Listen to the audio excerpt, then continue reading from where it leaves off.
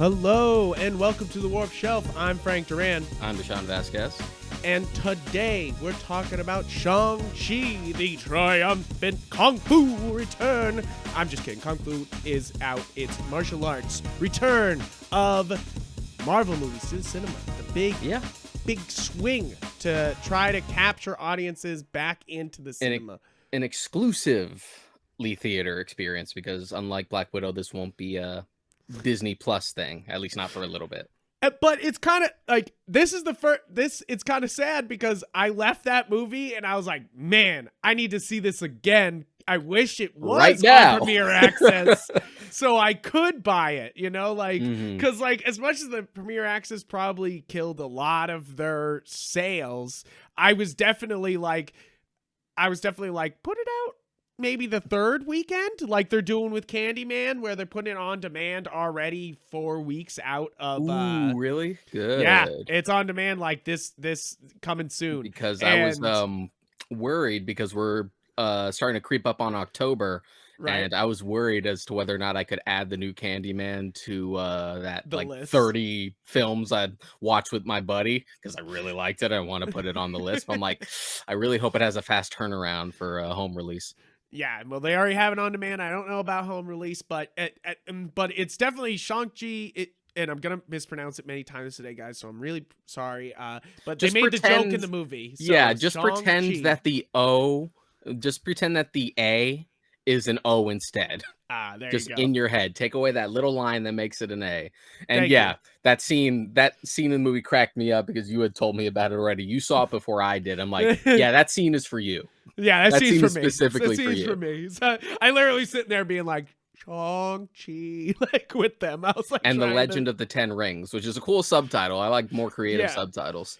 I gotta say, I mean, that's pretty much that's pretty much my review of this movie, is that this movie's so good that I wanted to see it again almost immediately. Yeah. I really enjoyed this in such a way that, like, are you a martial arts fan?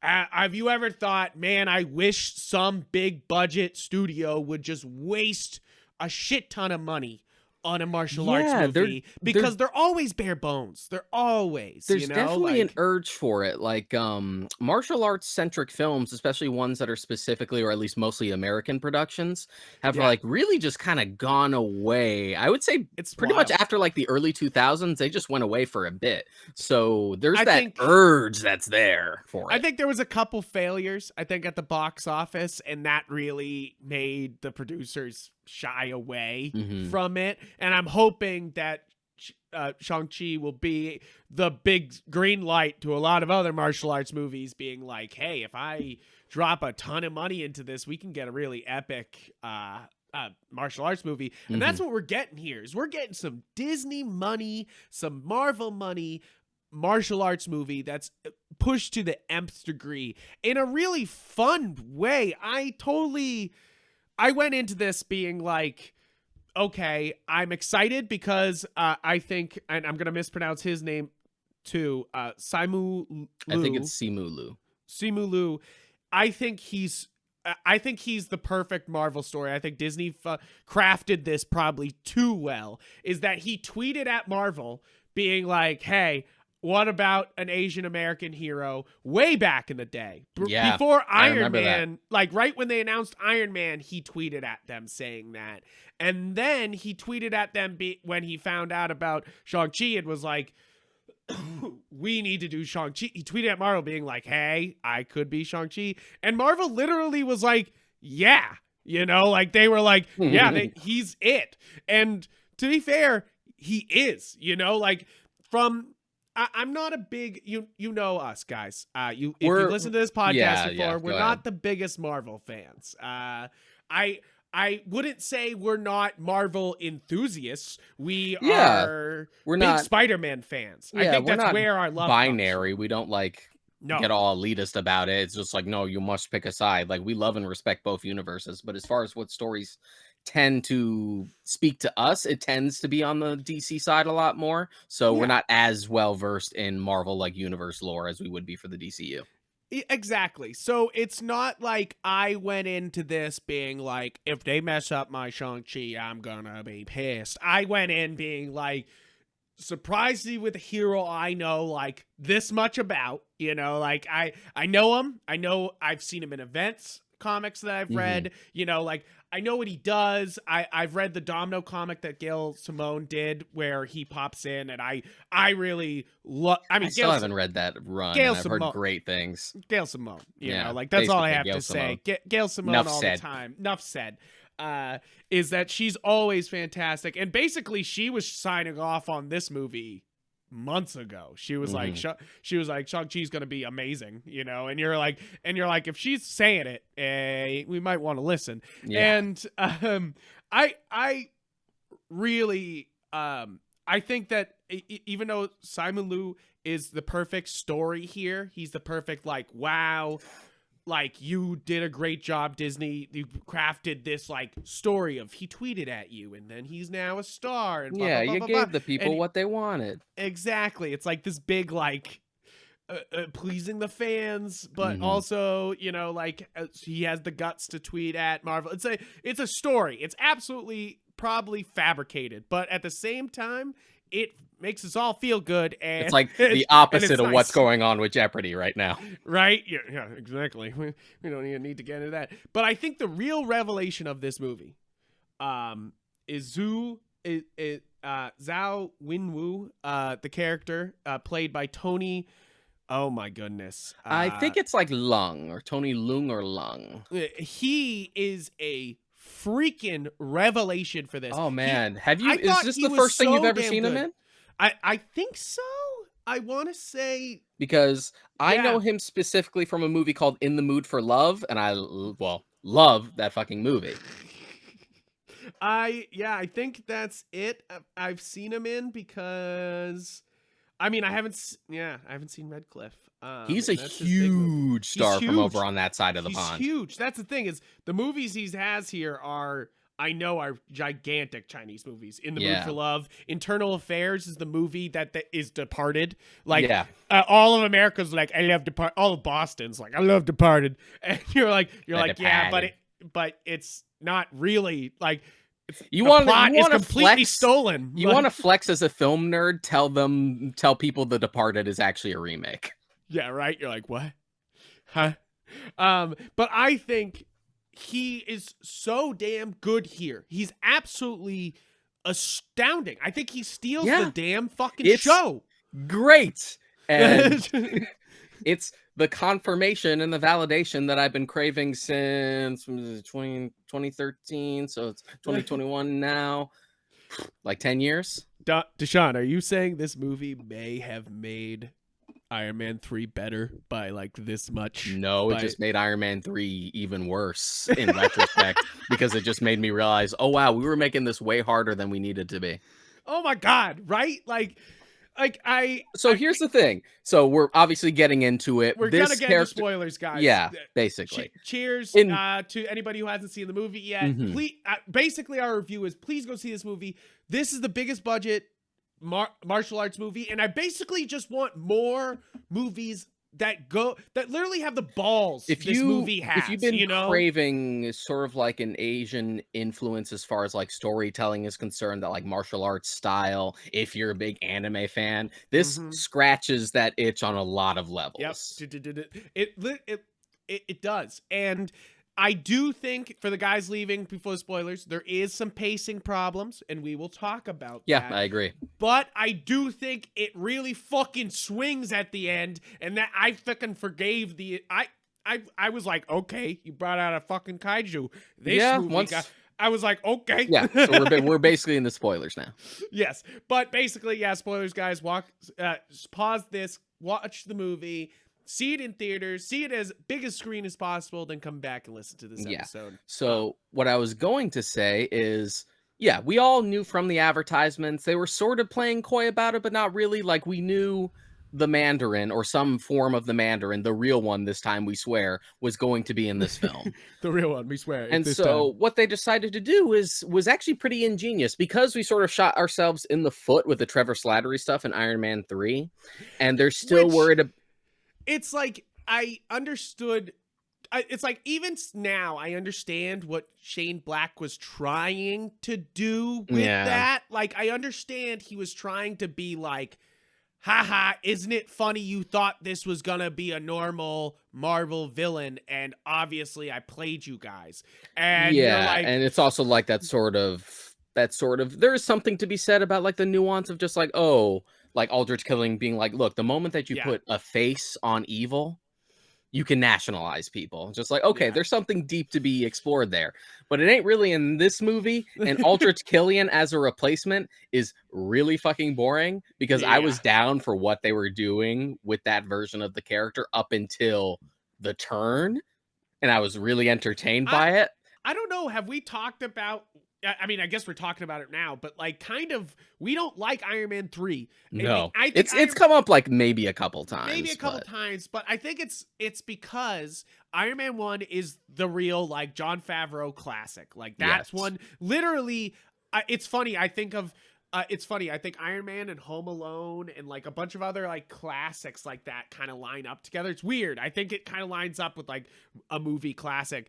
And then you have Iron Man 2, which is just so boring and forgettable. Yeah. And completely almost useless other than And even being then, like sequel bait. And even then then, Iron Man 2 does have some things about it. Like, it's always fun to see RDJ. Like, the subplot about him dying from palladium poisoning is interesting. Like, Whiplash is an interesting character with just not enough screen time to really develop. So there's, like, nuggets of interesting stuff here, but nothing ever pays off. yeah. And then Iron Man 3 goes from, like, boring. Iron Man 3 is not boring, but it's stupid. Yeah. So it's sort of pick your poison with the Iron Man sequels. Which is so sad because obviously, if you know, Shane Black directed that movie. Shane Black is very talented. Yes. I think Kiss Kiss Bang Bang is a top 100 movie for me. I think, and I think it's in IMDb's top 250. It's so whip smart the whole time and so knowledgeable and meta on itself. Yeah, and it's kind of astounding watching that movie and then going to Iron Man 3, which thinks it's that. You know, like that's the issue. Is it's kind of like the new Guy Ritchie films where you have Guy Ritchie, young Guy Ritchie, and you're like, wow, he's really thinking about new things and he's implementing new ideas and he's really got his own flavor. And then you go to the newer ones and you're like, he's reusing the same thing he used in the last 5 movies. Stop this, Guy Ritchie. You know, like, and then Shane Black did The Nice Guys after Iron Man 3, and that was really good. Yet. It's good. Yeah. It was so it was kind of a return to form. And then he did The Predator, which sucked. So it's just one of those things I'm like, I think you're really good at one specific, or I think you're really good at a very particular type of story. And I think franchises ain't for you, man. I don't think big IPs are for you. Just do your own thing. There's some directors that I think big IPs just doesn't fly, you know, like you're just like, you're like, they're good, but the minute they touch something big, you're just like, go back, you know, like that's basically Ang Lee's problem. Yes. Yeah, Ang Lee has that in spades. In spades, because the man is talented, very good at his job, but then whenever he does a big budget movie, you're kind of it's topical because I'm pretty sure he actually directed In the Mood for Love. Oh, really? Yeah. Really? Hold on, I'll double check I that. think. Because I was watching an interview with Tony Leung the other day. No, it's Kar Wei Wong who directed that movie, who's also the director of The Grandmaster 2046. He's all the movies that he's in. It's funny. It's like he uses him a lot, it seems. But yeah, I think but basically I think that, and I mean, same thing happens for a lot of other directors. It's a very common issue where I think that some directors are great without the studio interference, basically. Is they don't have somebody sitting over their shoulder being like, well, this shot's good, but does it make us money in this shot? You know, like, is there something that can be an action figure? Is there something, blah, blah, blah, you know, like, and there are some filmmakers who can be like, okay, let's find a compromise. There are other directors who are just like, don't You dare trample upon my vision. And I think that the director of this movie, Shang-Chi, Destin Daniel, is it Creton? I think it's Cretan or Cretan. I think he's one of those directors where he's handed the big budget and he fucking scores. Because the man, he did Short Term 12, which is very good. He did Glass Castle, which I haven't seen, but I read the book and I really like the book. I heard Just Mercy is fantastic. I have seen Just Mercy. Just Mercy was good. Yeah. And then he's handed Shang-Chi here, and you're like, all right, here we go. The typical Marvel thing of just like, yo, what indie filmmaker is kind of like on the up right now? Right? They're just like, scoop up. And I think he really fucking knocks this out of the park. I think he adds a lot of style. Yeah. I think this movie kind of had me off balance a little bit, and it does it off purpose. Is that it wants its own feeling, but also wants to make you feel like, yeah, this is a Marvel movie, you know, like, because I think the obvious like left hook that was even in the trailer was Abomination and Wong fighting each other in a ring. First off, I love that Wong became the new Coulson and the new Nick Fury. He just like in the new world of Disney Plus, he's Nick Fury. It's treated with way less gravitas. Yes. And not that that's a bad thing. It's just kind of Wong's just vibing. I saw a meme like that the other day where it's just like Wong's the only dude in the MCU who's just kind of vibing and doing whatever. It's so true though, especially in this movie. He literally is just fighting in a ring for money. And then also is assembling like the next Avengers. Yeah. And he also, just based on that interaction with him and Emil Blonsky, he knows they know each other because he mentions him by name. And they said that Tim Roth is supposed to come back to play Abomination for She-Hulk. I love that we're shoving all the shit we can't do in a Hulk movie in She-Hulk, but whatever. If I can get my fix somewhere. Right? They held off so long. Like, it's one of those things that, like, I know what happens behind the scenes, but as, like, a pure fan view, you're like, I've been waiting for another Hulk movie forever. And they're like, no, it's not coming. And now we're going to put it all on the show. There's really no reason it can't happen other than Disney being greedy. Because because it's not even that so much that Universal has as far as I remember, and who knows how this has changed, as far as I remember, Universal doesn't have the solo film rights to Hulk specifically, but they have the right of first refusal. Yes. So somebody's has to like come to them with a good Hulk idea. And that's basically why they have Marvel in a twist, basically, is that they can be like, okay, so if Marvel wants to do World War Hulk and they got to do a Hulk movie, they have to go to Universal and go, we're going to do World War Hulk. And Universal has to go, okay, we don't want that money, which they will never say. They're never going to be like, but it's also I don't want that Disney money. But it's also one of those things where like Marvel Studios has worked with them once before. And if y'all can play nice with Sony, you can play nice with Universal. I don't know how nice they're playing with Sony. We'll see, though, because obviously there's the rumors, and Tom Hardy had a No Way Home hat on the other day, like a cast and crew hat, and I was like, oh. All this, like, back and forth. I warned y'all. No Way Home is the new... It's I'm trying to think of the last movie that just got... It was so black boxed, it hyped itself up too much, and now people have just weird expectations for this movie, you know? Like, No Way Home is just, that's why I kind of like Shang-Chi here, is it has no expectations. It's just there to be itself and does its own thing instead of it being like, okay, this is the big set piece where Sam Raimi comes back and he brings all the Spider-Man universe together. Well, Sam Raimi's not even directing No Way Home. He's only directing in the Multiverse of Madness. Really? Yeah. Isn't he producing though? I thought, or something. I mean, he might have his name on it somewhere, but it's still what's his name? John Waits, who directed the first two.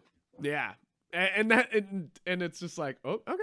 Just like, okay, sure. I I like the involvement of Sam Raimi in anything. Keep paying the Yeah. man. The man's still got stuff in him, is basically my thought with Sam Raimi. I'm like, Absolutely.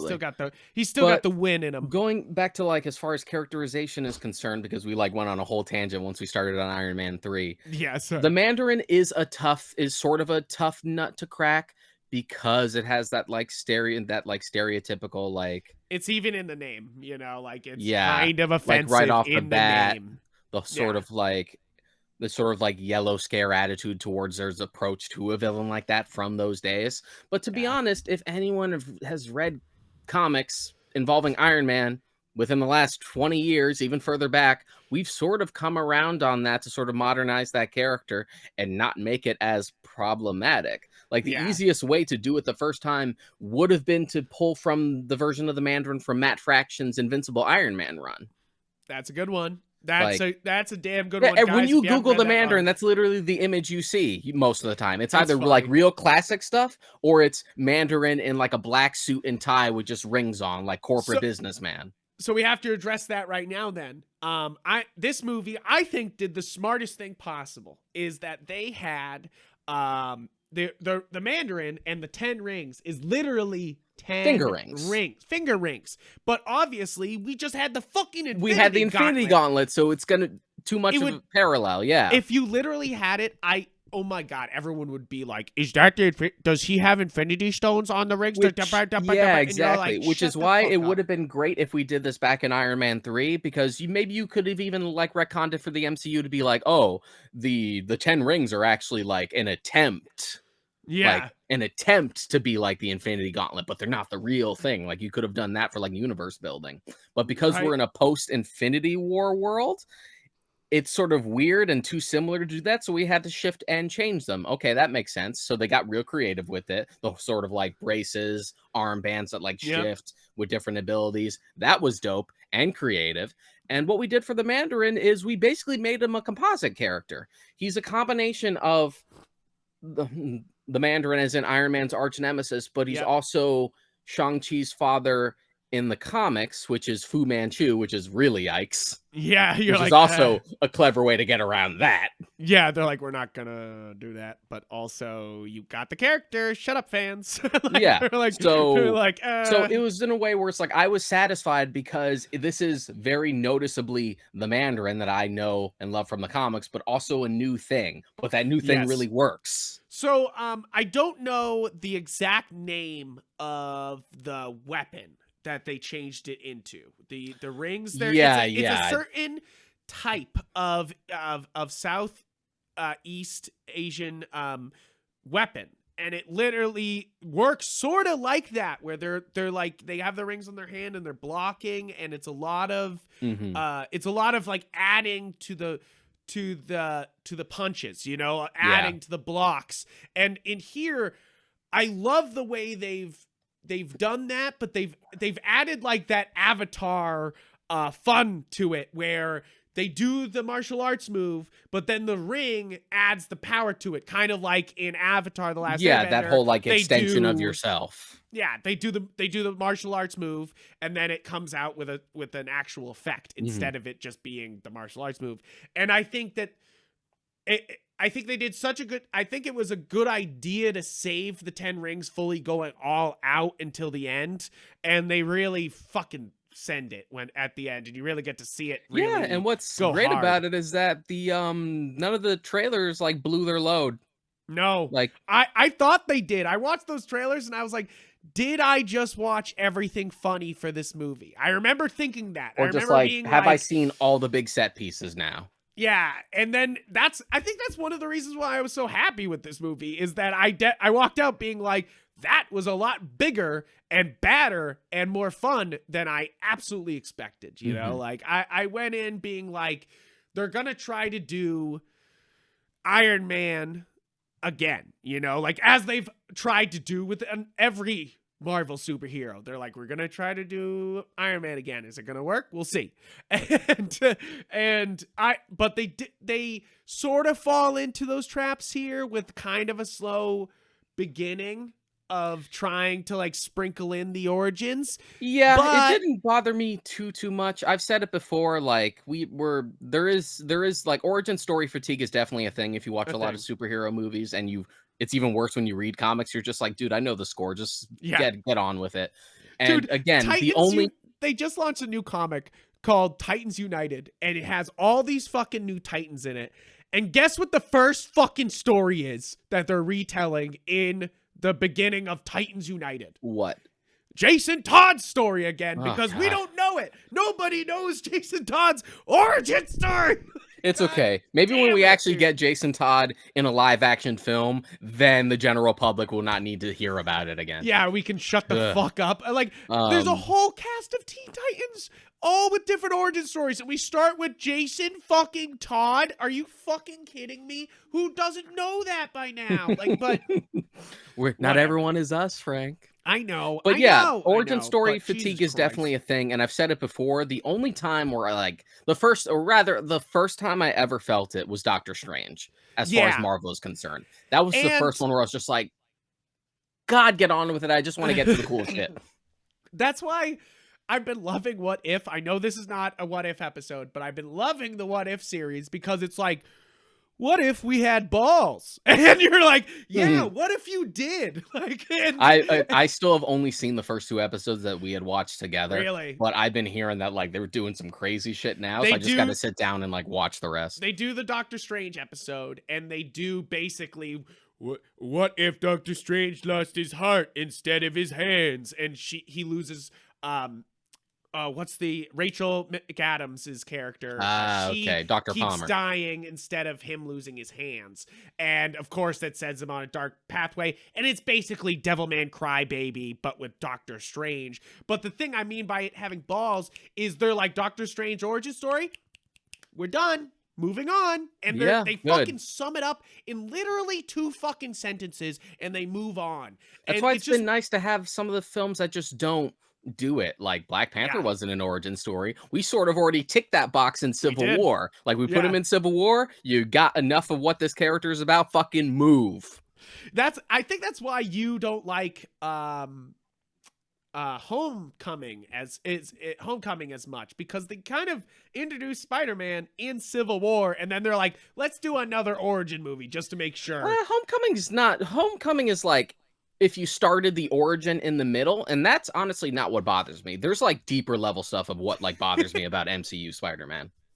um I don't I want basically what I wanted to say about that is I want a what if episode where what if the events of Shang-Chi happened around the same time as Iron Man, and Shang-Chi got to be in the Avengers for the events of the Infinity Gauntlet saga. I want that That's episode. the perfect place where you can actually have the Mandarin fight Iron Man, because that was like the first thing I said when my brother asked me about it when we came Yeah. out. He's just like, "Oh, what'd you think of the Mandarin this time?" It's just like, "Great. Would have been great if he got to fight Iron Man, but you know, too little. It's just like too late for that." Right? I do and mostly I say that because Shang-Chi is like kind of OP as fuck at the end of this movie, and I'm kind of like, Yeah, let sure, but let you know, him fight Thanos in like a one-on-one like martial arts battle, and let's see that go down. You know, but like you know that'd how be big and dope bad as shit. sequels like to be, so I'm sure we'll find some way to top it.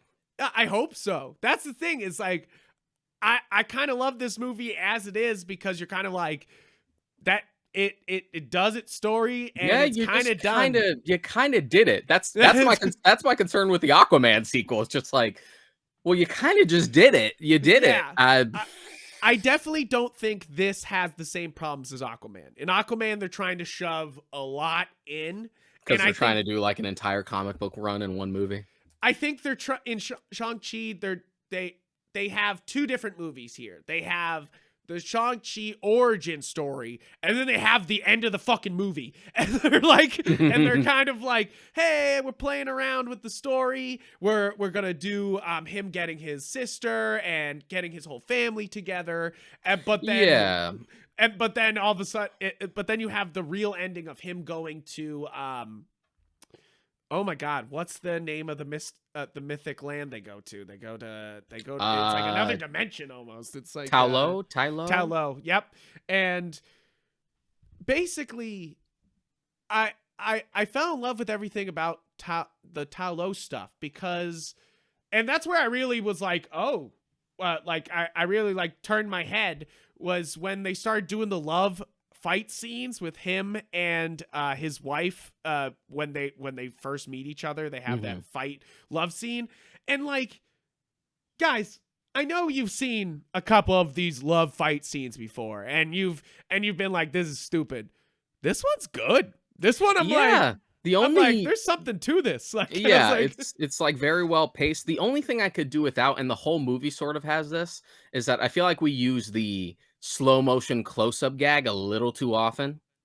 Because I don't. it's nice to like emphasize Mm, certain moments, and I think it works especially for a moment like that where it's just like, oh, they're starting to like feel each other out. yeah, They're kind of into each other. But then we also do it like later on with like stakes and stuff, and it sort of like breaks the pacing of the fight sometimes. I do think. It's like slow motion is good, but you shouldn't overuse it. Yeah, you shouldn't overuse it. I do think it's important to it especially with how much visual storytelling they were doing here, to literally slow down the fight scene to show you the important part of it. Yeah. I see what you're saying. It does break up the pacing a little bit, but But like, it's not like a I huge see what he's up to. problem. Like most of the problems in this, most of the problems I have with this movie aren't really anything hugely detrimental. Like I liked No. the first act, but some of the dialogue to get you up to speed on like where this person is in his life right now, as a person who like I really don't fixates on yeah. dialogue, started to like really bother me. I don't Like, know.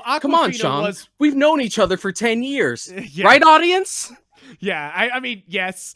But also, I think Aquafina was actually really fucking funny. I think she's a huge boon to this movie. Yeah, people tend to run like hot and cold on Aquafina. Everything I've seen her in, I've always pretty much liked her. So I think she's really funny here. And then I've seen it.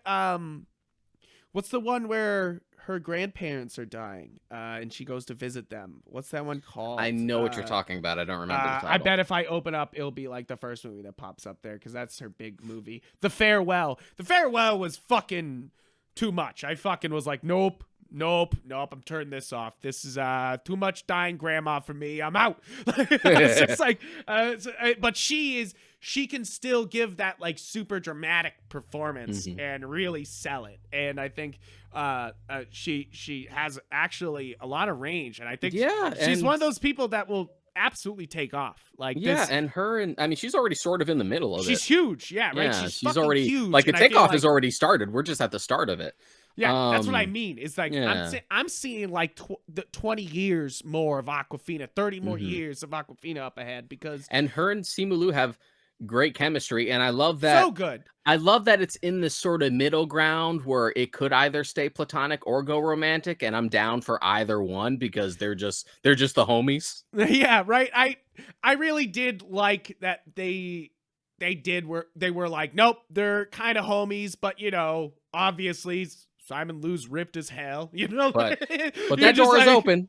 Yeah, you're like, that door is open. It could happen. It could happen.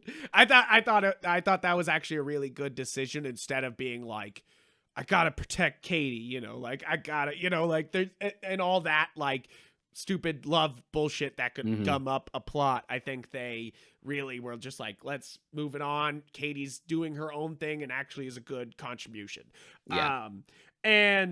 But I really, I'll say it again. I think that you were saying the problems, and I bring up Aquafina because I know that people were like, Aquafina's annoying, and you're like, shut the fuck up.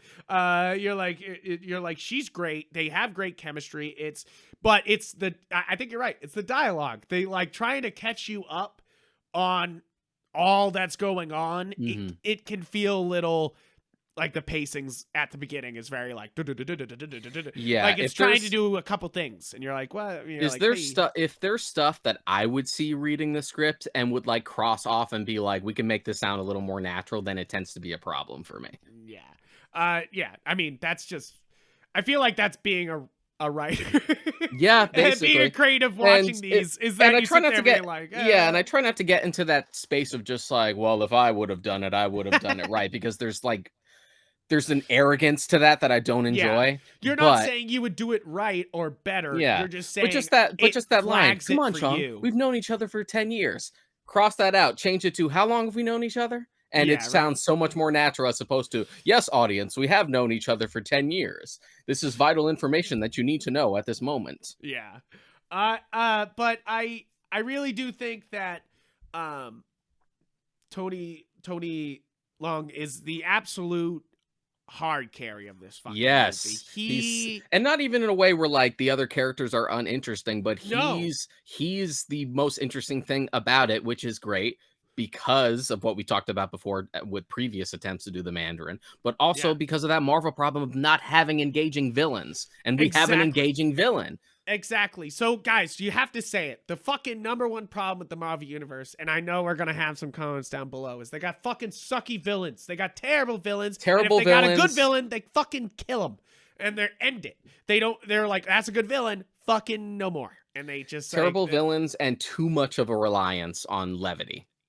yes, exactly. I would say that's definitely, and I mean, that's sort of Josh Whedon's problem, the levity thing. He kind of implemented that. When And you it's Jon rewatch, Favreau too. It's like but they're two that was styles. the thing. But that's Whedon's style. That's his thing. But then Yeah. because Avengers hit so big, everyone tried to do that, and we're Yes. still trying to do that. Yeah, we're still, and I think this movie And there's does nothing have wrong. that Josh Whedon like whippy dialogue. Yeah, Sometimes, and there's nothing wrong with levity. I mean, they're superhero movies. Not all of them have Yeah. to be serious, but we too many times we undermine what should be important moments because we Yes. want to fucking jokey. I do believe that this movie does finally does a lot of good things for Marvel Universe, because you have this moment where Shang-Chi lies to Katie about that he didn't kill the person he was sent on a mission for, you know, like he didn't do these things. He is a good guy. But then he reveals later that, no, I was sent to kill the guy who killed my mother and I killed him, you know, like, and I did it. And which I feel like is going to be a plot point for the sequel, because we had never actually like went into details to who that person was specifically. Yeah, they definitely. We got like the cronies who were there to kill his mom, but not like the head honcho in charge. So I feel like we're leaving that door open. They're definitely like sequel maybe, but I think that that's an actual smart thing, because one of the obvious arguments that always comes up when you're talking about superheroes is, do superheroes kill or not? You know, like, do they kill? Do they not kill? And of course, it's, if you know this show, we've said it before, it's for the superhero. Batman doesn't kill for a fucking reason. He doesn't want a repeat of his parents to anybody else. He doesn't want to kill any parent to... Yeah, there's a specific context. And Superman doesn't kill in the original comics because he feels like he's so much superior than other people. Yeah, it's like an abuse of power type thing. Yeah, if he kills somebody, all of a sudden he's the scary alien. But, you know, sometimes you have those hard decisions to make, and Superman is killed multiple times in the comics. Even Batman has, depending on the universe, and even in canon, even if they retcon it later. Yep, they have done it multiple times. But what's always the Marvel bugged universe has been like, what is that? You know, like murder. Like, Captain America fucking murders everybody. What always bothered me was like the double standard, because when Man of Steel came out, there was like that whole thing of just like superheroes don't kill. I'm just like, are you sure? Because if you look across the pond, like, fucking Iron Man was blowing up terrorists and shit. Yeah, right. Boo, boo, boo, boo. And they're like, but that's terrorists, not a supervillain. And you're like, think about your thoughts. Better? Think about your thoughts. All these are human beings. Think about that a little bit. Say that again, but slowly, and be self-aware about it. It's so basically, there's been this weird, like, you know, and I mean, Civil War sort of, and I mean, the whole them having to sign up to be registered superheroes Yeah, the kind of Sokovia deals with Accords to be that. like government regulated because of all the collateral damage. It was something that was nice that they addressed eventually, but they were hand Eventually. waving it away up until that point. It was never an important aspect. But it's one of those things that at least they did it because they were just putting away people at a lot of Marvel movies, just fucking putting them in the ground. And it was just one of those things that, yeah, in the early Marvel movies, Iron Man, it's a terrorist, so they're like, it's fine. And in Captain America 1, it's Nazis, it's fine. Like, it's like, Yeah. but then you get to Guardians of the Galaxy and 73,000 like people die on screen, that like topping a record or something for the most people dying on screen for a movie, and you're But just that's like, okay. They're anti-heroes. you're just like, oh, like Jesus Christ. Like it's one of those things that like Marvel has this really bad problem with dealing the morality of death and trying to be like, are we okay with death? Do our heroes kill? Yeah. Does that make them bad people? And we if tend not they to have do the time to kill? really, yeah, and we tend not to have enough time within like 2 to 2.5 hours to like, or we really just don't want to delve into it. So Yeah. oftentimes we might even do the Avengers things where it's okay. They're monsters with no personality, like the Yeah. Chitauri or like the Ultron drones or Or like, Endgame, where it's all those yeah, fucking aliens and they're just tearing them apart, and you're like, okay, just like, like they seem like beings with sentience. Yo, Spider-Man straight up killed a bunch of people. And it's that's like one of the big it's boys for it's like not killing. absolutely that, like, yeah, exactly. If we're talking about a character that like struggles with should I kill or not, Spider-Man's one of the big ones. It's the reason Yeah. why people have this stigma that superheroes don't kill, is that the big ones, Batman and Spider-Man, are big on it, like they're big on not killing people. Yeah. And But there's it's just like, also a practical reason for that, so we can yeah. keep these villains coming back. Yeah, exactly. You can't fucking murder everybody. Yeah. Other You than sort of if you'll you're the sort of Marvel run into universe that like here, Punisher problem where it just makes Frank Castle seem incompetent, like he can't do his job right because these villains keep coming back.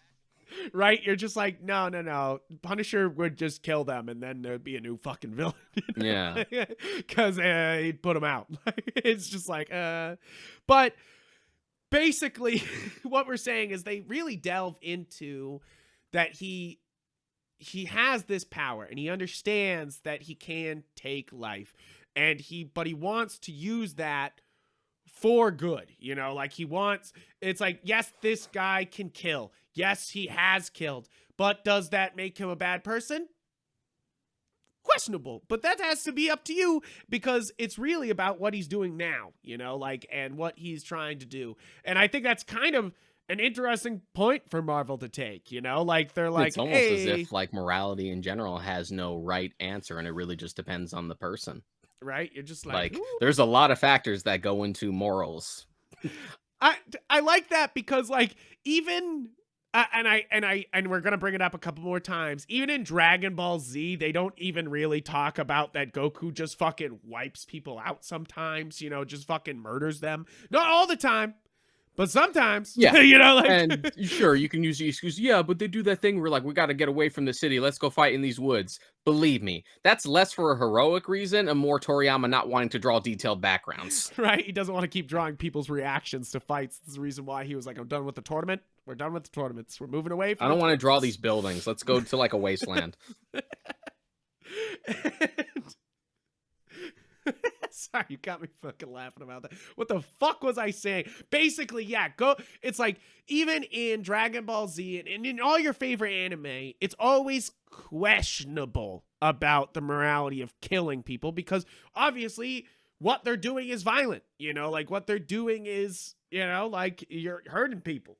Like it's definitely one of those things that like, you Yeah, gotta and fucking. the only difference is really just a matter of tone. The Yep. tone of the first Avengers movie is very light, so you're not really thinking about that. Man of Steel has a much more dour tone, so it's gonna come into your mind a little easier. Yeah. It's not something that they're trying to He's hand wave away. it's Same thing with literally Invincible. yeah, Zack Snyder's literally doing it on purpose, like he's literally showing the IHOP getting destroyed, the Walmart like places, like even though it was advertisement, obviously. It's one of those things that you're like, look what he's trying to say, you know, like he's trying to say like these are places, you know, look at them, these guys just like tear through it, address this, address this. Okay, they addressed it immediately in the next one. Even in Justice League, it's still addressed because you have like that right? memorial site. Right? You're just like, okay. But basically, I like that Shang-Chi actually, this movie's got some balls. Like Yeah. it's got a little bit of chutzpah, and I think it basically you have the beginning, which is slow but has the fun of bringing in the Marvel universe of you don't know what Sean is, you know, like, but you're like, of course, that's Shang-Chi. Everyone's seen the trailer.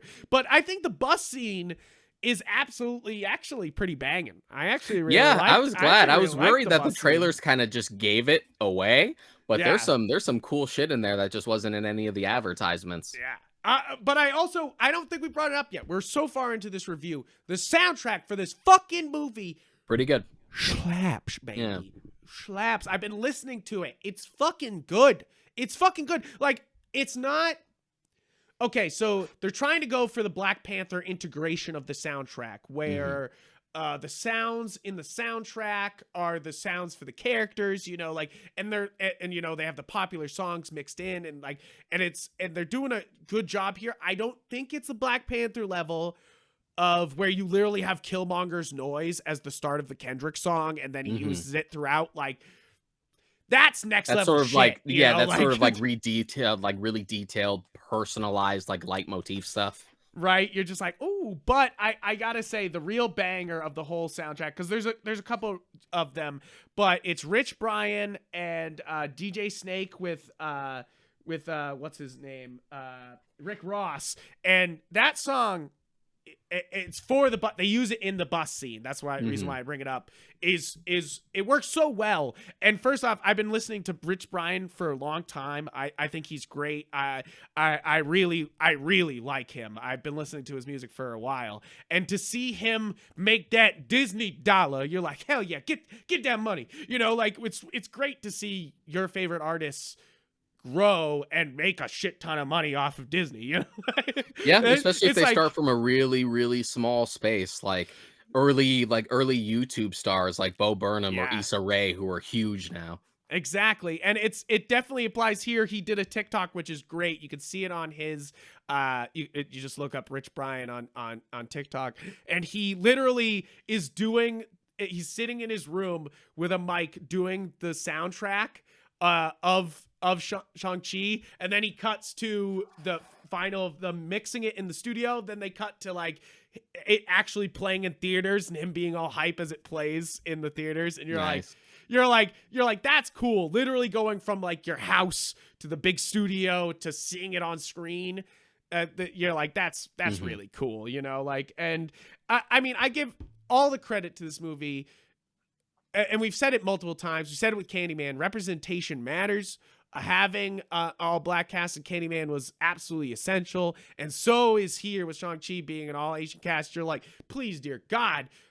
It's one of those things where you're like, why is more movies in America not completely Asian? And they don't even have what's happening? And at most you have like the return of Trevor Slattery as the one non-Asian. Yeah.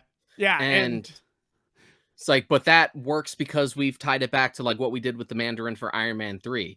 But but he doesn't feel like that Everett Ross equivalent where it's just like, well, you got to have at least one. Yeah, right. Thank God, right? It's like exactly. It's kind of like, as much as I like Claw in Black Panther and Andy Serkis, and you have Bilbo there. Bilbo feels, and by Bilbo I mean Martin Freeman. Martin Freeman feels like casting actors.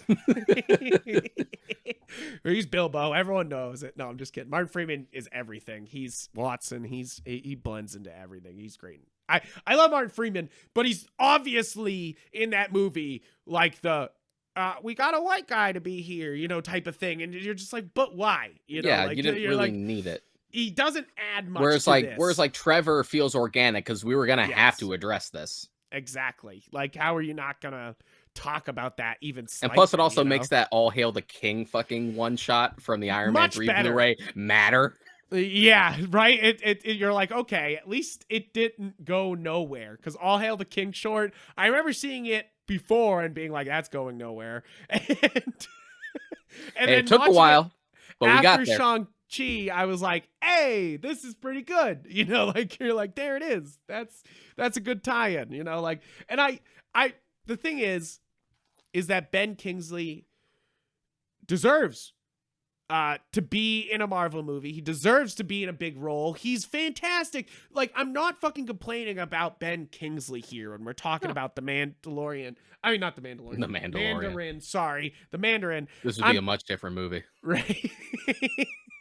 But Ben Kingsley is so damn talented that it's like, it's one of those things that I think that's the other reason why I was so angry at Iron Man 3 is I literally was like, you wasted fucking Ben Kingsley. Yeah, and sure, he was funny when you got to the twist, but like that version of the Mandarin that you're led to believe is the real deal in Iron Man 3 has a fucking presence. I was for it. It was in a very different direction, super modernized, but I was fucking into it. And then you turned it. It's just like, well, you kind of did the job. You got around the thing you were afraid of. Yeah. But then you'd made it, but then you ruined it. Yeah. And you gave us Aldrich Killian instead, who Guy Pearce is a great actor, but this character means nothing to me. Yeah. And it's like, and of course we love Extremis. Iron Man Extremis is I think the Iron Man comic. I think if you're gonna own an Iron Man comic, that's the fucking Iron Man comic to own. It's fantastic. I was trying to let it slide out gently, but it just that's a beautiful copy. That's gorgeous. But it's one of those things that that's the Iron Man story, you know, like other than how he starts in his origin, Extremis is the Iron Man that story. and like Demon in a Bottle. Yes, exactly. Which we've sort of touched on a couple times, but they still haven't fucking done it. And they'll never do it. We'll never get it. Yeah, I get it. I think we've sort of touched upon it. There's like a little flavor of it in Iron Man 2 because of like the way Tony's treating himself because he knows he's dying. There's a little bit of it in there, but I get why they don't want to do it. Yeah, they're like because of like the lighter tone, so they don't want to just like, we don't want to fucking show these kids this alcoholic storyline. And plus, there's also the thing of just like RDJ being he's like being a former addict, and I'm sure that's something he doesn't want to really like touch on again. Yeah, like exactly. kind of go to that place. That's what I think they should do. If that's the thing with the what if is it's such an open series that I sit there being like, okay, now that you've opened the gate, let's do Demon in a Bottle Iron Man, but like the normal Avengers story, just Tony Stark is fucking smashed the whole time. Yeah. Let's just fucking do that. That sounds hilarious, you know? It's just like let's I'm sorry. I'm freaking out about what if would also what if from what I hear for the later episodes, it's exactly what you sort of want, especially in the context of the MCU, because you can do stuff, even stuff that's in the comics and in the proper canon, that we're never going to be able to address in the live action films. And they absolutely do it in the latest episode. They're like, basically, the episode is called "What If Killmonger Saved Iron Man," but it's really "What If Killmonger fucking won," you know? And I actually really love that because those are my favorite what if comics is when you're like, hey, what if it went horribly, horribly wrong? And you're like, hey, let's see it. And sorry, we're going on a tangent. What if it's not a what if episode, but basically what I'm saying is Shang-Chi and what if have this same energy where they're like, we're just going to do it. And I love that energy. I've been saying that's been the problem with Marvel for so long. We said it in the video game or just an issue, or just they don't have the ball. Yeah, they just do it. Just go for it. Just go for do it. We're so into like this subgenre for film that there's really no reason for any level of trepidation and stuff like that anymore. Like exactly. We don't live in a world where we do a pretty damn good Spider-Man movie, but we're also afraid to really do the Green Goblin, so we give him like a tokusatsu outfit. And you're like, wait, what? Hey, like we're past that shit. Exactly, exactly. That's why I'm kind of curious what we'll get out of No Way Home. If I know the Green Goblin's in it, what are we gonna get from there? Because you have both extremes. You have William Defoe's getting in a weird suit because they were afraid they don't want to do all the Mhm. green face, and then they have Amazing Spider-Man where they're like, let's sort of do it, and you're like, let's not sort of do it. Let's Just if just you're gonna do it, just do it. My theory like is if they that have him in that Green Goblin, people are gonna shit themselves. That's all my I'm gonna say. my theory about Willem Dafoe is that it's gonna be a composite. Like, it's still Yeah, gonna look recognizably like the suit from the first movie, but it's gonna have little touches to make it more comic book accurate. So you, yeah, like, keep the iconography and the nostalgia of that movie specifically, but you also, add some comic book flavor to it. exactly.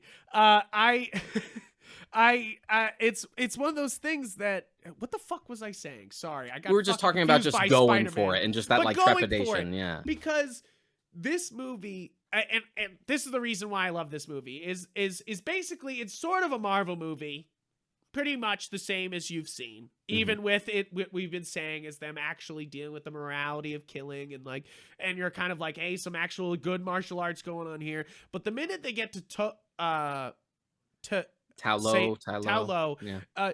that's when the movie's like, pow, and that's what a real great action martial arts movie does is that they entice you, they bring you in with its action, and they give you a few great set pieces, but then they know that the final ending is the reason why you're there, and they fucking Yeah, go off. exactly, which is good because, like, all like, that second act of, like, getting there was, like, when it, like, sagged the most. Yes, I think so. I think that I think the beginning with the bus works great. I think the fight out of the ring is actually a fantastic scene on the side of Yeah, the with the building. scaffolding and stuff.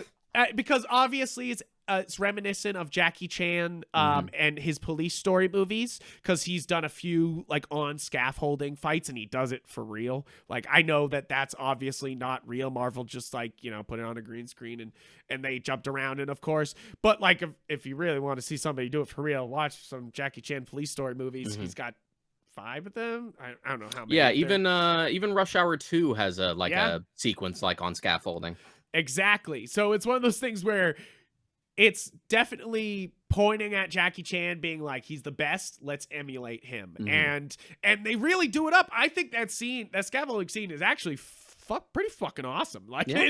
it's because they throw a lot of fighters at them and they're able to jump around. It really sells it. And then of course the fight with his trainer, that's basically the fight from Skyfall, which I thought was kind of funny, where they were like, they're basically like, Like, empty room, like, neon lights behind them, that's sort of like Roger Deakins-esque shot, you're like, right? "Okay, Skyfall." Yeah, you're like, Skyfall. It's funny to because that's, I think the other thing is, as an anime buff, you'll love this movie. As a movie buff, you'll see the references because there's a Mhm. lot here. There's, I mean, even the bus scene it's Speed, it's all the police story movie. It's like there's a lot of action movies that do the police, like the bus fight, and I think they do It's such a great job here. it's a movie that loves movies. Oh yeah, and I of course love movies that love movies.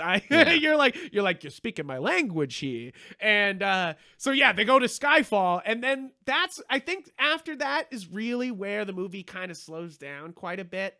But they're trying to establish how dangerous. Yeah, like, the scene at the The dinner father table is really is. good, just like that Oh intimidation yeah, right. and just, like, him actually He's explaining, like, so the whole damn good. You're him just. explaining the whole, like, Mandarin thing, which I forget that not everyone is like you and me who just absorb every amount of information for every movie that comes out. Like, we watch all the trailers and stuff like that, because when it got to that point where he's just like, he's explaining that he's the Mandarin, Yeah. I heard like a couple like when I was in the theater. So I'm like, not everyone's like me. Not everyone just Yeah, you're like, consumes it. shut They up, just hear shut up, about a shut movie up. and then they just go to see it.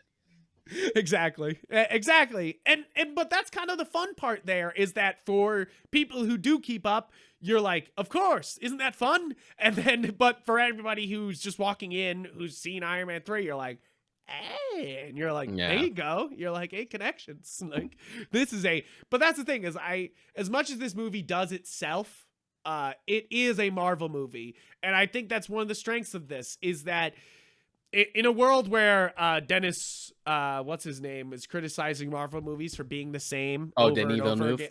Yeah. Can Uh, we stop? Can we yeah, fucking I think stop I with think this Scott fucking Dickerson said it right with his tweet is that you don't Derrickson? Derrickson is that you don't criticize other directors. It's already a hard enough fucking business, like you don't Yeah, like but it's just one of those things like, can we stop with the fucking I'm gonna ask this like maybe artsy or prestige director what they think of Marvel movies because I know what they're gonna say and it's gonna get some clicks. Like I'm yeah. tired of it. Even before Scorsese, they were doing it with like John McTiernan. Like I'm tired of seeing the same fucking article every time. Like, you know what they're gonna answer. Yeah. You know what they're gonna say. And there was a tweet that like cracked me up where it's just like, you have the chance to talk to like Denis Villeneuve and Right? Martin Scorsese for what You must be ask a him about very Marvel small movies? amount of time, and you're fucking talking to him about Marvel movies. You're like, come on, man. There's so many other questions you could have for this guy. And basically, I don't think he's wrong. I don't think Marvel's trying to put that Marvel flavor on everything. That's the Hmm. point. That's the brand, like he's not wrong, but it's also I mean, and I'm not shitting on him, but it's also coming from a guy who just made a Blade Runner sequel and is doing a Dune remake. So I'm just Yeah. like, I'm like, guys, obviously they're all stuck in a weird system where they're Hmm. being told to make these movies and they're artists and they're just, like But they're trying to but do there those is that big criticism. dreams. Yeah, but there is that criticism of the way Marvel does things where like they feel like they're put out on an Yeah. assembly line where like they're a machine and they can kind of for the most part happen without like a big name director on them. But then you do have those few exceptions, and I would say that this is one of them where you Yeah. feel like there's a stamp.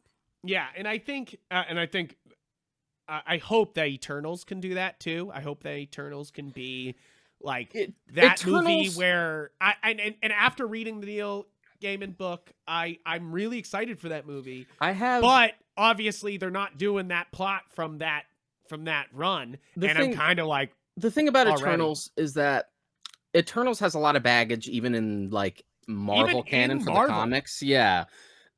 And it's just been really poorly advertised because even we've gotten the final trailer and you still don't really know what the fuck this movie's about. Like, Right? it's not really well advertised. Like, I'm okay with it. I like Chloe Zhao as a director. I've seen her other stuff. This was also one of those cases where she pitched Eternals to Marvel, not the other way around. Yeah. She wanted to do this specifically. And Eternals is also more or less Jack Kirby trying to do new God shit again, but at Yeah. Marvel. So I'm down for all of that, but it's just really poorly I advertised. I'm always down for modern movies trying to interpret Jack Kirby designs. I'm always Yeah. down for that. I'm always them trying to be like, how do we fucking figure So this out? sure, let's do it. I'm down, but the only thing you're banking on for any of these advertisements, and maybe it's because you have a lot to shit to show that you don't want to give away. The only thing I that you're think doing is that's like, it. look at the stars, look Yeah. at the pretty stars. It's just like, okay, is there anything else besides the cast? I But the mean, stars. I don't mean to tangent onto Eternals, but I do think that that's one of those movies that they're like this one, they're not showing the actual plot of the movie because if you show any part of the plot, it gives it all away. Like it's like, it like says the whole story, which I Hmm. think was very important with the advertisement for this movie because they kind of just said it was a martial arts movie. They showed some action set pieces. It's got some jokes. That was basically the trailer. And then you get to be surprised by the gigantic set piece at the end that you're just like, okay, let's fucking go. And I think Yeah. Eternals is definitely that because they showed in the trailer the Celestials, and there was definitely a point where there was the awakening of the Celestial that's supposed to be under the planet. Hmm. So yes, I think the Eternal trailers have not been satisfying. Do I think that movie will not play? I think No, well, she's I too mean, good of a we'll see. director to Yeah. not do this right. Especially That's for the a thing. passion project that she came to them with.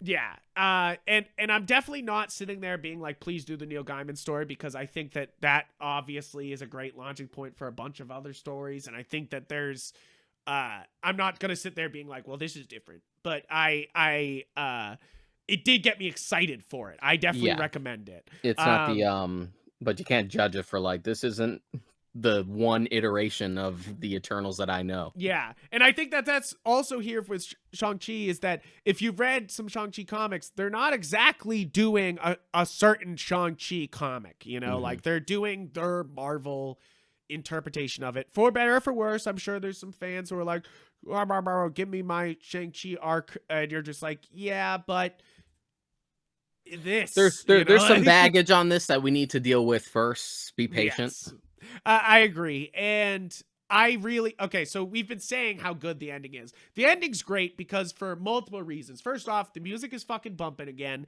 You got great monster design in Ta Lo. They have all the statues that you see of ancient Chinese mythic creatures, and they turn them into actual beasts on screen, like you know, like the lions and dragons who protect temples and stuff like that. You see those statues, they turn them into living, breathing creatures, and I and you love get the it. and you get the Love it. kitsunes, the like snowy like nine-tailed foxes. Right? You're just like, it's a lot of that. I think is the biggest love letter to the Chinese culture in this movie, is that, other than of course having Tony Long here, is being like, here, we're gonna do these interpretation of these creatures and do it really well, you know, like and in such a loving way, you know, and like such a, it's funny, in almost a Disney way, you know, like they brought him to life and you're kind of like, hey, that's it, you know, like you're like, that's what they look like.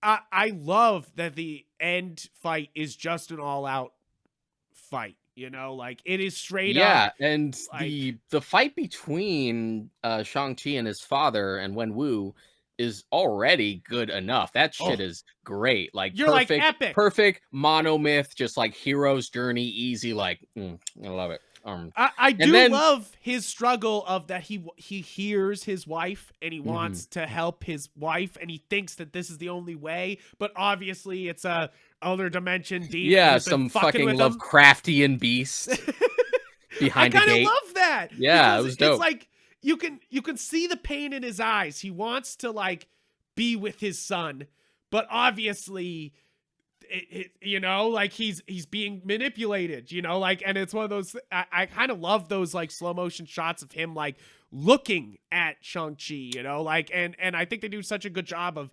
communicating. So I think that's what I love most about this movie. They communicate so much without fucking being like, that was this, you know, like all the time. And you're like, thank Christ. And I think that's one of the major problems with most Marvel movies, is that they sit there being like, did you see that? Let me tell you what it was, you know, like, instead of just being like, let's have Thor go to a jacuzzi so he can tell us about the Infinity Stones, even though we were just told what the Infinity Stones were in Guardians of the Galaxy. Exactly. You're like, are you okay? Okay.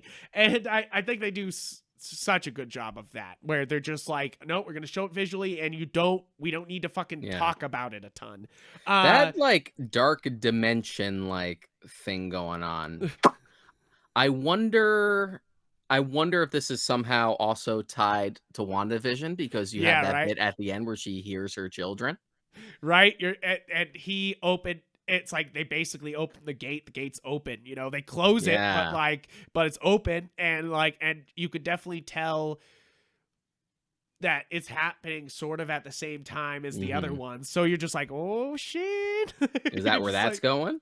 You're just like, oh man. I really do love the ending, because not only do you get that great fight between father and son, you get basically a kaiju fight. Shang-Chi gets his ass kicked, gets sent to the bottom of the lake, and then the dragon they've been talking about has been in his blood fucking comes out of the lake, which I love, because again, showing, not telling. They've been saying it the whole time. They didn't do flashes of a real dragon or something, which they could have done to be like, no, there's a real dragon. They literally don't show a fucking dragon until that moment. And that's where I feel like the movie really felt the most anime. They were like, fuck it. You know, like they were like, dragon time, baby. And dragon versus dragon, while you ride on the dragon and fight the evil dragon. And you're just like, and this was in none of the trailers. I mean, the glimpse of the good dragon was in like the later trailers, like under the water. Yeah. But like this dragon versus Lovecraftian Cthulhu looking motherfucker. It's just like, oh, this wasn't in the trailers. And I this didn't wasn't expect this. We've shifted to a completely different type of fight here. I fucks with it. I fucks with it because he's sitting on there. He's sitting on top of the dragon and he's whipping the rings out at things. And you're just like, this is epic. This is like, there's no other words for it. Is that like, that was so much fun and it was so epic. And it actually had some emotional beats with the father and with people literally losing their souls because these things are fucking eating people. And you're just like, oh shit, this is serious. Like, Yeah, I really like no. I really like the way Wenwu's death is played. That just sort of like silent acknowledgement and him just giving the rings to him before he Yeah. goes. Oh man, and it's definitely one of those. How did it strike you, Frank, on your dad's stuff meter? Oh, I mean, on my dad's stuff meter, I was like, "You son of a bitch!" I was like, "Yeah, take them rings." I think they did it really well because they gave a really complicated profile of this man and his relationship with his son and the son's relationship with his father. It's not cut and dry. It's not like he's a good guy, don't worry about it. You know, like it's like very much like, no, he bad guy and he's gonna do the bad guy thing the whole time. It's you also know, like a villain death that's satisfying, because that's also a problem that we run into with the Marvel films, is that then when we do get good villains, they might not stick around because we want to like kill them off for no reason instead of just using them again. And this doesn't feel like a killing off for no reason. Yeah. That for number one, it does not feel like it's the end of the movie. You got to kill the villain. You know, like this is like definitely a plot driven, emotional moment, and they play it well. And I think you're exactly right. I think there's so many villains. There's first off not many good villains, and then when we do, we kill them like Thanos and what's another good villain? Ooh, isn't that hard? I like Stain in the first Iron Man. Like Killmonger's dead. Killmonger's one of the best. Yeah, Killmonger's So Killmonger sort of was that. like, or you run into the danger of like overstaying their welcome, which is how I felt about Loki by the time we got to like Ragnarok, where it's like I'm kind of just fucking done with Loki. Yeah, and get Loki out of so like his show was a really hard sell for me. Yeah, but it was a great watch. So yeah, and that listen to that episode, it did successfully sell it to me, but it was hard to convince because I'm like I'm kind of done with Loki. Yeah, I agree.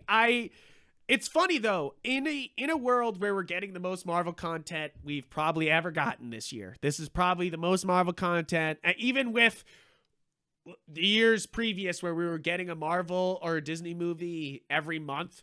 This is the most amount of Marvel content lengthwise we've ever gotten. And in a world with that, Shang-Chi's able to stand above and be itself first off, but also be really satisfying and make me want to watch it again. Like, I want to go see it again. Like, I'm just like, hell, fucking, that was fucking awesome. I'm bugging Rob to watch it because he hasn't seen it yet. And he's just like, but I haven't seen Far From Home or Black Widow. So I literally just like, we watched it the other day. So it's like, okay, they're done. Go. Yeah, you're like whatever. These are whatever. Keep going. When I came out of it, I'm like, dude, this is gonna be your new favorite. Get your ass to a theater. I want to bring it up though, is that we talked about in the Black Widow movie, in the review for that and the movie afterward, we talked about how every action movie is going up against every action movie when they're making it, you know? And I think Shang-Chi is a great example of that because it knows. It almost knows it's going up against all the other action movies, you know? Like and it goes, I can do it. I can stand as one of the better action movies. Yeah, even taking away like the Marvel-ness from it, this would still play as a good action movie in its own respect, like separate from the MCU. Exactly. And I think that's why it's kind of like sad how that Dennis V quote got turned around. Villeneuve, his quote got turned around because, you know, it's like he's not saying actually anything that offensive. All he's saying is they're making genre movies, you know? Like that's what he's saying. Why are Marvel fans so insecure? You're on top of the world. What are you bitching about? Like, why do you care if a director doesn't like superhero movies? Yeah, it's because... Why would you think Martin Scorsese would care about superhero movies? I want to give you the real reason. Is because I think Marvel fans and I think and superhero fans in general are in it so much, Mhm. you know, like they're always, and same for us. We're always in it. We're watching the new one. We're seeing all the other things. You know, like we're very in this. And a lot of my film friends who don't watch any Marvel movies, it's kind of obnoxious because you have people being like, "Wow, they're so great. Come watch 23 movies with me." You know, like Yeah. it's the new One Piece, guys. You don't understand that you've become the One Piece. I love Marvel, and I'm sure there's people who love One Piece. I'm just kidding. I'm sure I would love One Piece if I actually watched it. Uh, is that it's now become a thing to get into this, you know, Yeah. like, and same thing with Star Wars. I love Star Wars, and I will recommend Star Wars. I'll recommend Star Wars before Marvel any day. I will, of course, be like, you have to watch Star Wars to anybody, but I won't say to everybody they need to see all the Marvel films Mhm. because there is so many hits and misses. And I think there is, of course, the big hits, and they hit fucking hard when they do, but there is some hits and misses here. Rule of averages. The rule of averages, and I think that's become with Star Wars too, of course, with the prequels and the sequel trilogy. You know, like, got some hits and misses here, but of course, I would always recommend to anybody Star Wars, but it's harder with Marvel, and I think that's what is the problem, is that it becomes this like, you have these fans being like, watch it, watch it, watch it, watch it. You gotta see it, you gotta see it, and you're kind of like, what the.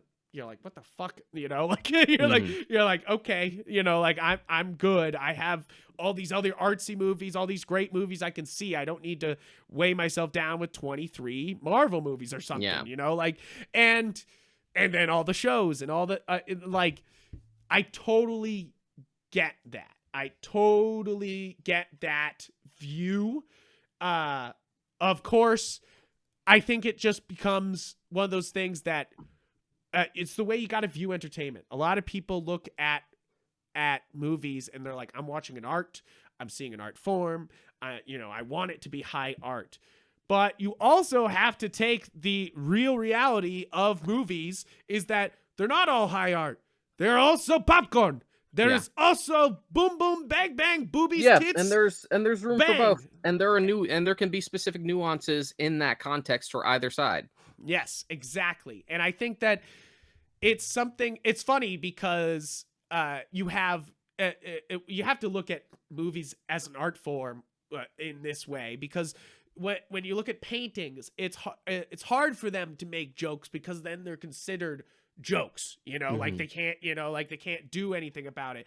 But like and the same thing can happen for music, where it's like, if they do jokes, it's like, you're not serious, you know, like, and I think the same thing can happen a lot with films, is that if you're making jokes, if you're trying to be light, a lot of people can be like, that's not art. You can't make joke in art. That's not Mhm. how art do, you know, like, or you're making fun of it, you know, like, Yeah, just the idea that if it's not challenging, then it is lesser. yes. And I think that, yes, we live in a world where both of those can exist at the same time. And I think that you need to, when you're looking at art, you need to be open to both. You need to be open to being challenged, but you also can just turn off your brain and have a good time with a martial arts movie. Like, that's all I'm saying, is basically that if you've been sitting here with with this review, and you're like, you know, I thought it was good, but it was another origin story. I want to say to you that this you need to look at this like an action movie. You need to look at this as another genre pick. This is another, Mhm. like, what happens if the Marvel movies do a martial arts movie, and they brought in the fucking creme de la creme to make this movie, and it shows, and it really shines. This is literally, and it sounds weird to say, but this is literally what Marvel and Disney were made for, you know, like, for doing big budget version of genre films and making fuckloads of money off of it by putting the best people together and then making a ton of money off those best people. Yeah. It's literally what they're made for. Mhm. And that's why I kind of love this movie a lot. This is literally, and why I have to, like, break it down to what we're talking about art, is that this is like what Disney was created to do. Big budget action movies with all the best people attached and creating the best thing they can. And yes, the studio has stepped in and messed up a lot of movies, and I feel like this is not one of them. I feel like this is Marvel and Disney at its best doing what it does best. And I don't think there's been a couple things where they're like, Shang-Chi is rated higher than The Dark Knight. I'm not going to watch Shang-Chi 4 times in theaters like I did Dark Knight. Mm-hmm. But that's it, that's the thing. This movie's not really made for me. If those movies were made for me, the Dark Knight movies, and they were made for my audience, my age group, Shang-Chi is made for many other people, and I think that's then there is people going to see that movie 4 times in theaters, and I don't blame them at all. This is something, and I think that this will speak to a whole new generation in a great way. Yeah. But I think you summed it up to its bare bones. You really peeled the skin back on that monologue of yours. Yeah, sorry about that. Yeah, I think we nailed it. But basically, guys, we'll say it again. Go see it in the biggest fucking screen you can. Because yes, I'm excited to watch it on Premiere Access or Disney Plus or whenever they drop it on whatever. Because even if they drop it on Premiere Access right now, I'll pay for it. I don't give a fuck. Like I literally just want to watch this at home to see. Yeah, I do. I want to watch it again. I want to see, because just the ring martial arts is so well done, and for them to also bring it into like that anime level of just like blasting things from the sky, you're like hell yeah, bruh. And I do love that they reference Dragon Ball Z at the end there. They're like, and he does the Kamehameha thing. You're like, yeah, that's right. Yeah, he did. You damn right he did.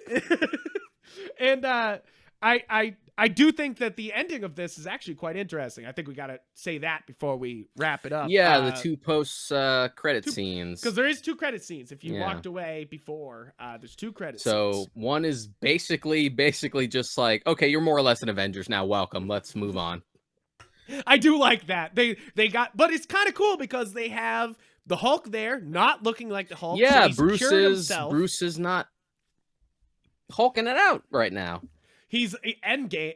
So it's after Endgame, but he seems to have cured himself. But then you also have Carol Danvers there. You got Captain Marvel there, which is actually kind of funny because they, I felt like they were kind of trepidatious to use her as like their Avenger, because Captain Marvel's in that weird place where like they make you think they want to make you think she's a big deal without actually having earned any of that, like the way Carol Danvers is a big deal in the comics. So we're just kind of treating her like she is, even though we never earned it, and we're just hoping people don't mind it. Yeah, people don't think too much about it. But I do like the little bit there where she's like, you have my number, call me, and then she leaves, and he's like, I don't have her number. I actually really like that scene because it's so just like it's funny because that felt the most. It's funny that little bit there felt the most Marvel comic-y almost out of the whole movie there, like that little moment characters where, popping in like council stuff, right? Just like, oh hey, there's Bruce Banner, that's Carol Danvers, Wong just made come with me, etc. Like very comic booky, and we're starting to go into like the mystery of like where the 10 rings actually come from. Yeah, I like that. And maybe that will connect somewhere else. The second scene, I like the second ending, and let me tell you, I'm excited for the 10 Rings mini show or whatever we're gonna get from that. But it is just the end of the Mandalorian season with Boba Fett. Like except it's way more girl boss. Yeah, it's just funny because it's totally like okay, you can copy my work, but change it a little bit so they don't know you stole it. And they literally did that meme for this because they do the pullback shot even the same. You're like, I know I know what they're trying to reference there. They're trying to reference Citizen Kane. They're trying to reference like a bunch of movies. That pullback shot of him sitting on the throne is a classic movie shot. They even do it in Apocalypse Now, you know, like with him sitting on the throne and they pull back. It's like it's a movie shot that happens again and again and again and again. So it's like you can't really blame them for doing it. But it's one of those things where you gotta wonder, because Shang-Chi has been delayed so much, you're like, which was shot first? You're like, was the Boba Fett ending shot or was this shot? And not like, everyone's going to watch both Marvel and Star Wars. Sometimes you get those people who just do either or. Yeah, right? And Disney's like, no, you must watch both. But but basically, they're implying that the 10 Rings will get their own Disney Plus show. That will Maybe. be... I just think the implication is that the 10 Rings will be a recurring factor. Yes, which I like. I like that. You're like, all right, cool. Like, but it does make you go. The only thing about these two endings is they don't exactly go Shang-Chi 2. You know, like, and like the first ending sort of does in a way of being like, oh, we don't know where the rings come from, and maybe we'll hunt that. Yeah, down, they're both of them. Both of them really just serve the larger universe as opposed to a continuation of this movie specifically. Which it's funny because I miss it. Like, I want it to point to the next thing, but also I'm kind of like, it's good you're not directly being like sequel, you know? Like, yeah, because we've talked a bunch of times about the whole like a movie that really only exists to set up its sequel, and we can repeat the cycle over and over again. And then that movie depends on its sequel to be even good, you know? Like, it's exactly that. I feel like that's the issue. But passing the buck. But guys, thank you for watching this episode of The Warp Shelf. Please check out all our other Marvel reviews. If you're a Marvel fan and if you're a Star Wars fan, we got tons of it. We're basically Disney suckers. We don't mean to be, but we got lots of Disney. But basically, guys, this is our step towards doing, because there's not many other good movies coming out the rest of the year. No offense to the movies coming out the rest of the year. It's not exactly too great looking forward. I mean, I don't see, unless we're gonna do a Venom Carnage episode in October, but no, because I haven't even seen the first one. Don't plan to. Yeah, exactly. And then unless we do, but the thing is, October we're gonna do horror movies, guys. Come on, it's gonna be horror movie time. We're gonna be it's spooky season. I'm going to go see Dune. Yeah, going to see Dune, and there'll be No Time to Die coming out in October 8th. So October and with Halloween Kills, I feel like October brings the best of the end of the year because, of course, you have Last Night in Soho, which I think will probably be the best horror movie of the year. But then, you know, December is where you get kind of Suspect, and November, where they're like Ghostbusters Afterlife, and you're like, oh God, I hope that's could be good. I hope could be good. It looks all right. Jesus Christ. It's not giving me the immediate, like, this looks terrible that the last one did. Yeah. And then it was terrible. Oh, so, surprise. Basically, what I'm trying to say is the next we will do a What If episode once the season wraps up. That's the next. I'm trying to bring up the next Marvel things. We'll do a review of What If when that finishes up. Hawkeye's the next of the shows. Hawkeye's after that, so and then No Way Home is the next Marvel movie at December 17th. And then, of course, we're going to do The Matrix in December. So don't worry. We will do more movies that are in theaters, but it is a little skimp for a bit here. That's fine. So, we just got to find other stuff. Yeah, we'll find other things. But basically, what I was trying to say is we're going to do some anime. And I know you guys have been enjoying some of the anime episodes. I've seen a lot of people going back to the older anime episodes and rewatching them. And basically, I'm bringing it up because Shang-Chi's basically, if they did an anime version of this, it wouldn't have been that much different, you know? Like, it's kind of the best part about that ending there is that if it was an animated movie, it wouldn't have been much different, you know? And they were able to do it all live action, and you're like, thumbs up. Basically, guys, stay tuned. Check out the old episodes. You can check out all the episodes on any podcast platform. You can do it on YouTube here, where if you comment and subscribe and hit the bell and whatever, we can continue to give you the goods on YouTube, and make it look nice and stuff like that, like this. I hope you guys have been enjoying the remote episodes, even though we haven't been together. At least it looks cool, right? I mean, that looks fucking cool. Look at all the shit I own. Yeah, look at Sean has stuff. He's got shelves too. If you didn't understand the implication of the warp shelf, like, you could tell which one. You could tell which one of us is married. Yeah, right. At least mine's clean. But obviously, if you tilt up, I got the mini Funkos. He's got the big Funkos. So I got an interesting amount, just not as much as Deshaun. But basically, guys, thank you for tuning in. Check us out on galaxyofgeek.com, and where we post everything that we do. But check us out on our socials on Twitter and Instagram. I'm Yupfrank on there. I'm on Karika. And guys, thank you for tuning in. Thank you for supporting the show. Please, basically, keep coming back. Keep listening. Spreading the news. Start spreading the news. Just comment down below. Share, engage with the beast. Feed the beast. We will literally bring up comments that you guys make below in the episodes. So we've done it before. We want to hear it from you. So please do. And thank you guys. Have a great rest of your day. See you next week.